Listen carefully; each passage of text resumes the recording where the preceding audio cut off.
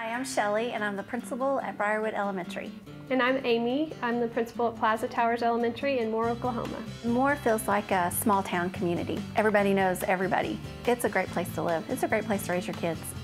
May 20th was just a normal day. Last week of school, sunny, bright. It was probably around lunchtime that things started changing. You're live on the phone right now. Go ahead, go. Damon, this tornado's turned into a violent stovepipe. It just hit a house. If you are in Moore, I would go ahead and get underground right now. This is an NBC News special report. A massive tornado in Oklahoma. Roaring through the heartland like a wrecking ball. So much heartache tonight in Moore, Oklahoma. 2 elementary schools were in the direct path of the storm. You saw it drop, and then it just developed really quickly, and it became an F5 tornado.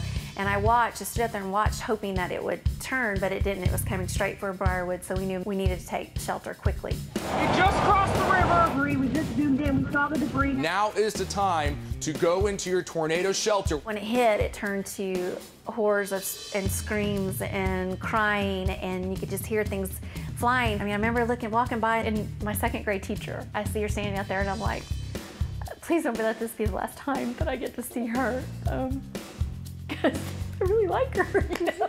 And then soon it was over, it was like, okay, let's go, everybody up. We've got to go get people and start digging them out.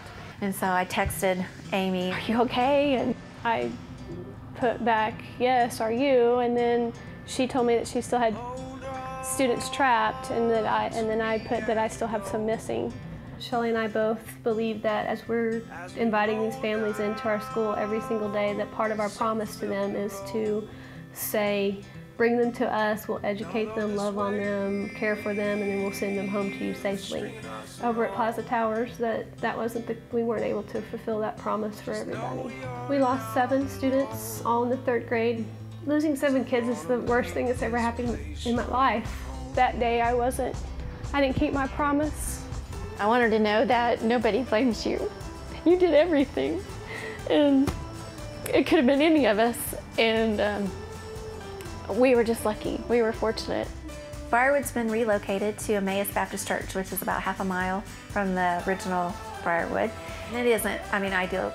We have a 2nd and 3rd grade that's split, and there's not a wall, so we just kind of have a makeshift partition there, but you can still hear the classes going on. We had everybody out front greeting the students and the parents to come in. When they came back, they have no idea, I don't think, all the work that went behind it all summer long. And the kids started to see the Panther Wall, and that meant that they were home. So we're gonna make this place your home.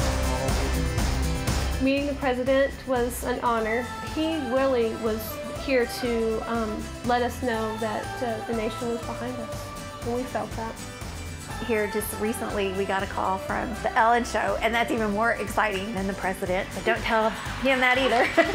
During this time we really had a hard time with happiness and just saying it's okay to laugh, and Ellen always brought that joy out of us.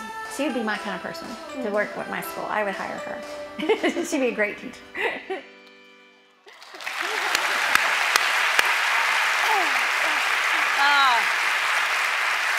Well, I can't imagine first of all, the fear that must go with the noise. Had you been through tornadoes before? Obviously, you live in Oklahoma. There's a lot of them. Yeah, I was in the May 3rd in 1999. It hit my house. I was at home, ride it out in the bathtub. And so at that time, I thought, I don't ever want this to happen again, ever. And then, are you kidding me? The odds. Had you been through a tornado? This one was my first, and my thought was just that we'd lose the roof, maybe. Right. Right, and you told my producers how you found the kids, which share that story, because obviously there was debris and mud and everything, and everything was covered up. Lots of mud. Everybody was covered, and you couldn't hardly recognize people. But when you would get to start digging kids out, they would recognize you and smile, and then you could see the whites of their teeth. That's how you found the kids. When they smiled, you could see their teeth, and just started digging them out. Wow, first of all, you're heroes. You're amazing women, and to go through that.